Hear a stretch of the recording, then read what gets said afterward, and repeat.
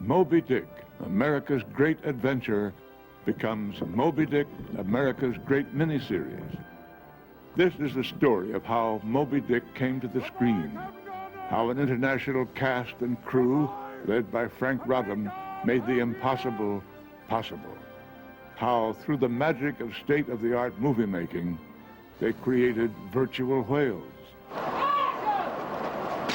how they built a ship and then wrecked the ship, how they turned an Australian Air Force base into a movie studio. This is the story behind the story of Moby Dick.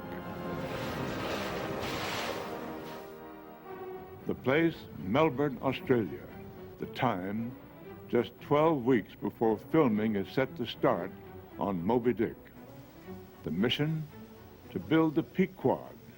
Eventually, the huge frame of the Pequod had to be transported overland to the Point Cook Air Force Base near Melbourne. Commuters on this Melbourne freeway had to share the road with a traveling giant.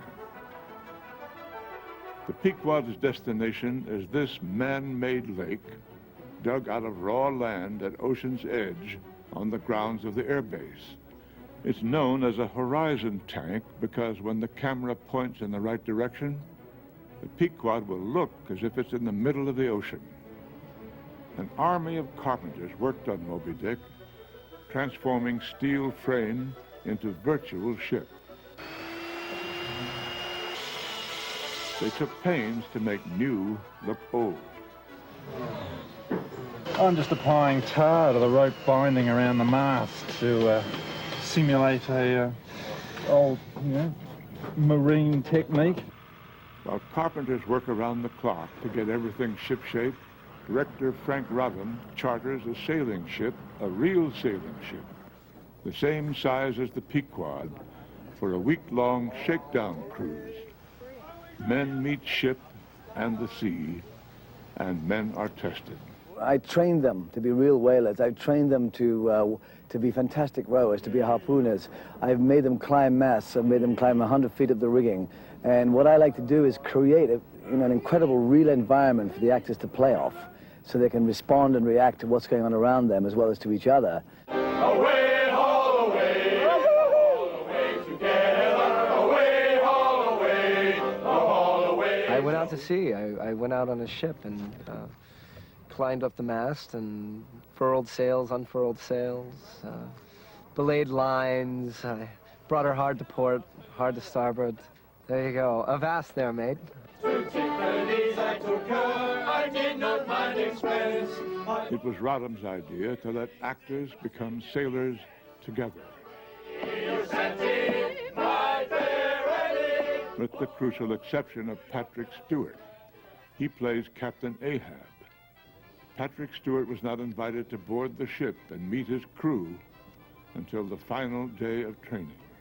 When I arrived as Patrick Stewart early in the morning to get on the boat and go for a sail, they were treating me like the captain.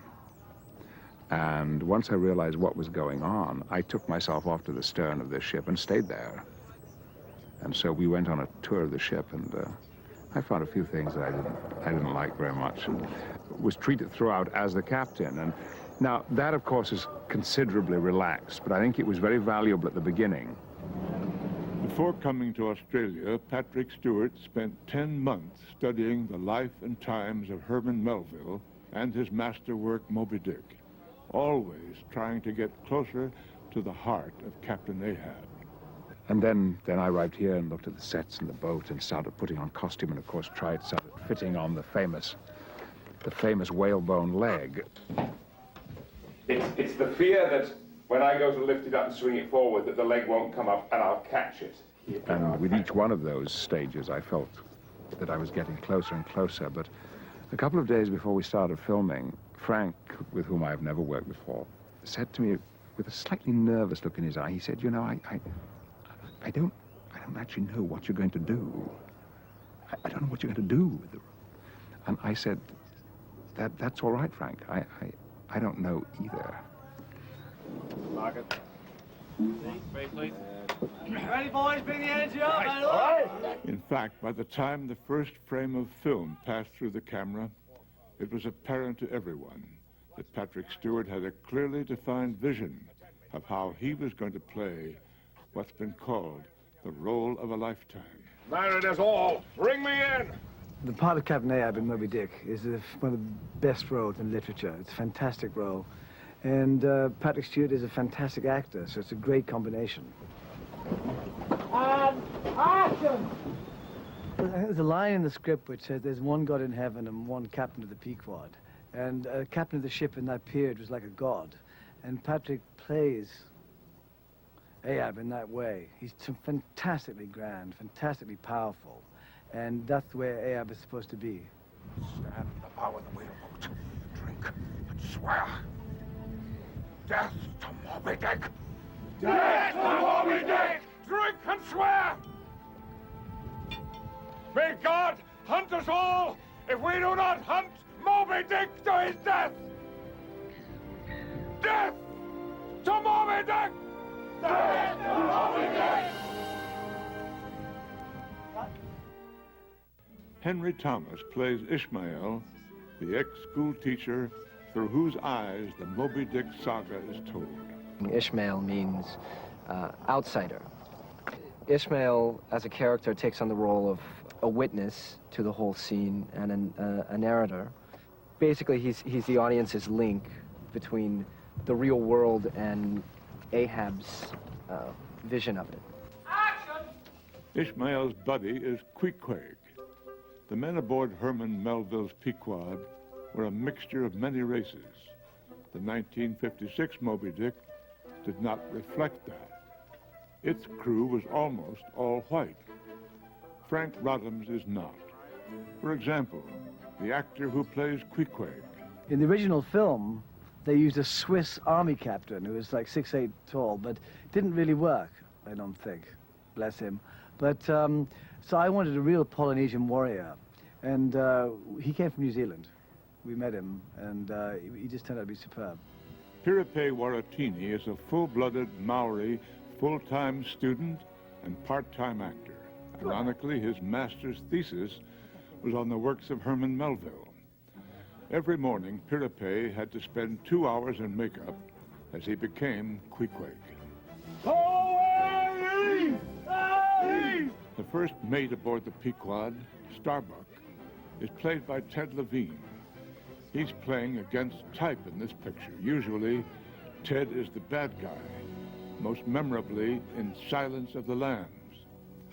In Moby Dick, Starbuck is the conscience of the Pequod, the man who tries to talk sense to the obsessed Captain Ahab. Starbuck, get back on deck. Oh, by God, I swear I will deliver you straight to hell. I am in hell. Captain, we have sailed for thousands of miles to stock oil. We are breaking a solemn oath by chasing this mirage of a whale. Oh, it's great. This is like a Western. I mean, we're out there with the sea spray in your face, you know, and the wind in the sails and all that, and these guys are all out there with, you know, beards and knives, and it's a gas. I mean, we're playing. We're having a good time. No, what I'm going to do is I'm going to do 2 masters. Director Frank Rodham worked hard to create a happy set, even though conditions were often harsh. This is Melbourne in the winter, and we've had fantastically cold weather, incredible rainstorms, and then we've created our own. So we're working at nighttime, doing big nighttime storms, and we have these huge dump tanks pouring 50,000 liters of water over actors, boats tipping over, wind machines, and the night itself, and the winter night. So we've been freezing.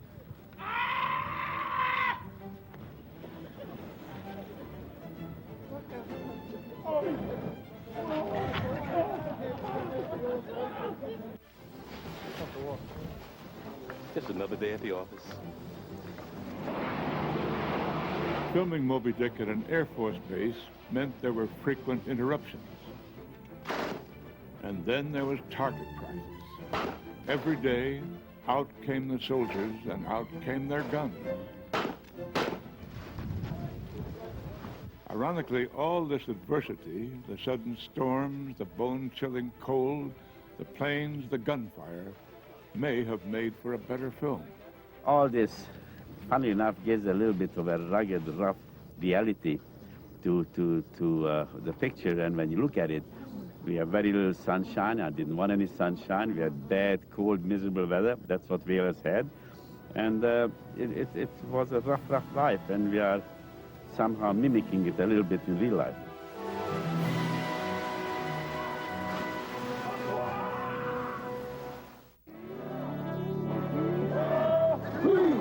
There she goes, lads, right ahead of us. Now, men, pull! Spring to her, lads! There's a fortune oil out there! That's your duty! That's what you come for! Duty and profit, lads! Hand in hand! In 1956, it was considered acceptable to kill whales, real whales, in making the film. This was not even an option for the new Moby Dick. One of the great challenges facing the art and special effects departments was to create totally believable whales. Whales that would, for all the world and its oceans, looked and moved precisely like the real thing. Here was the solution. Build 3 sections of a whale, head complete with eerie eye, midsection hump, and tail, which has to be the most agile of the sections. After much experimenting, the technicians and artists developed a tail covered with silicone skin. The head and the hump were built on steel frames covered with urethane skin. And then there were whale teeth, dozens of them, all of which had to be kept clean. The tail was a more complicated affair. It had to be capable of performing some complex moves, Action! such as hitting boats. But mechanical head, hump, and tail couldn't on their own constitute a convincing whale. So a team of computer experts went to work. First, they designed a 3D wire-frame skeleton for Moby Dick. Then came what's called computer-generated images, or CGI. We've got Moby Dick erupting out of the water here. Something, it's a 100-foot-long whale, weighs 100 tons. There's no way we could simulate this with animatronics. It's far too massive. And so it's an ideal opportunity to use CG whale. We've opted here to use a real ocean. And there's the whale element. We've achieved the columns of water and splashes using traditional special effects techniques. There's an embolism. Massive amounts of air being released underwater. And so Moby's being composited as a virtual whale in amongst real-world phenomenon. And we believe that'll give us the best result. This is another application of the 3D whale. Here we have men at night hunting the whales in the darkness. And we filmed whaling boats pursuing something in the water. And that something was just an object, which happened to be a car tire, pulled through the water to create ripples. This is the live action element with the car tire being pulled through water. And then subsequently the 3D whale was animated by the 3D department. And then James has taken that into the 2D environment and needed to distort it in a manner that you would believably see a whale beneath the water. So he's applied various filters to corrupt the surface of the whale. You can see here it's rippling and distorting. The Jimi Hendrix filter here is part of the tool set he's used to create that distortion on the surface of the whale. We play purple haze when we do this particular one, and I think this is the finished result. State-of-the-art computer technology was crucial in making Moby Dick come to life. And action!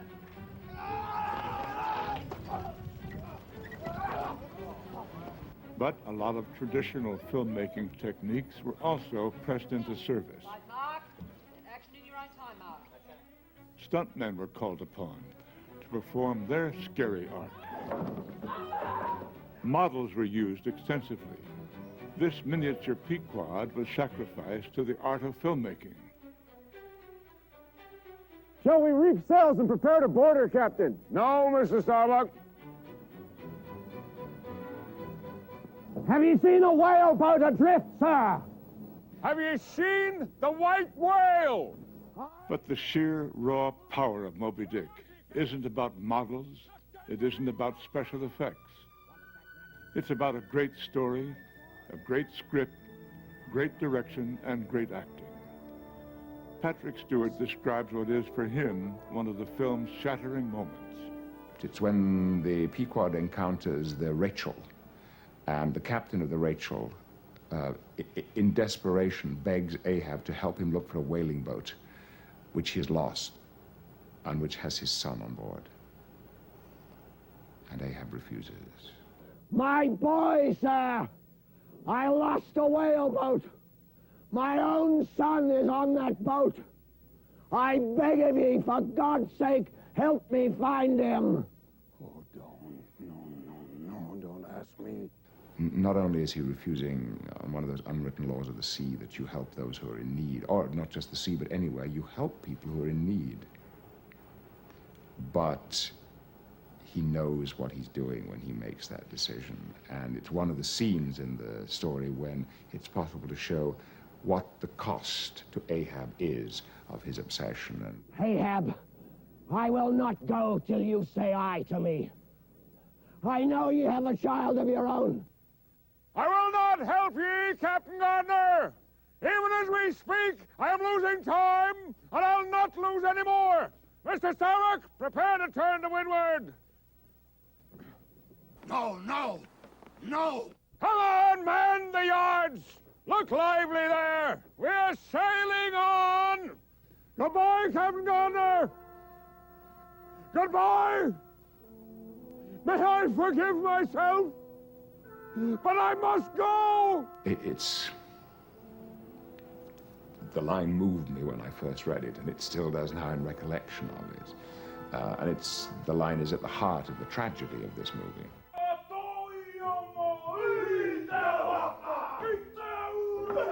When I arrived in Australia to do my part in Moby Dick, I was greeted with a Maori ceremony performed by members of the cast who are Maoris.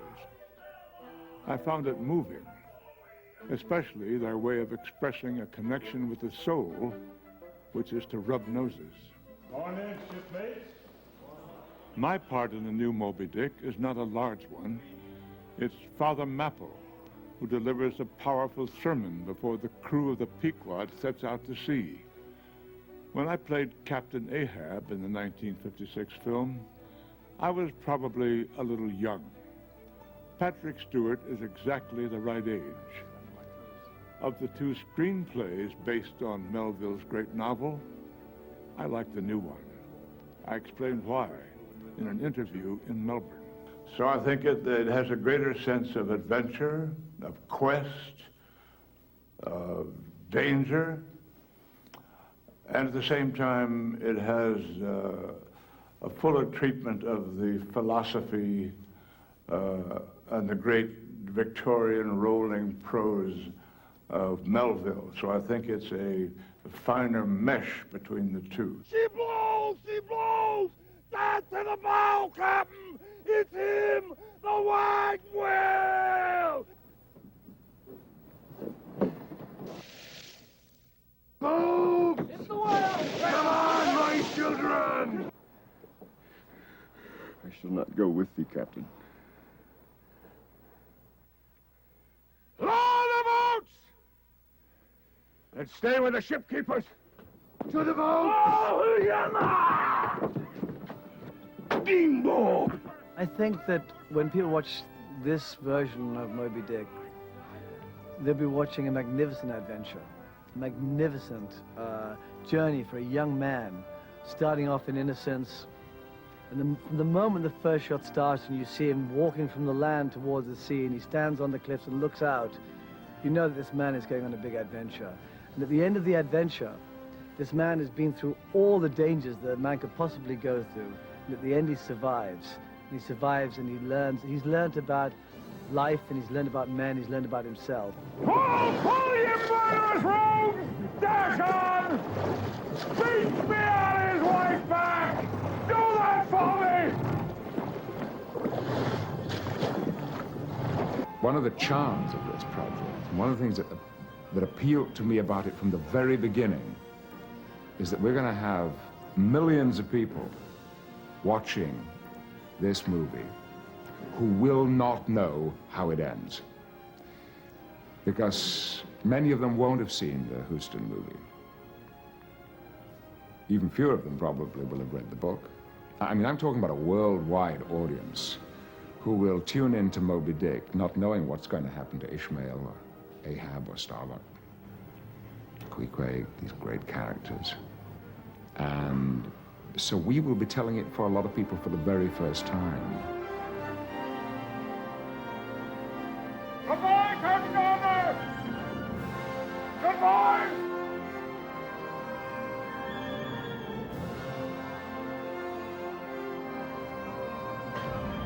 Death to Moby Dick! Death to Moby Dick!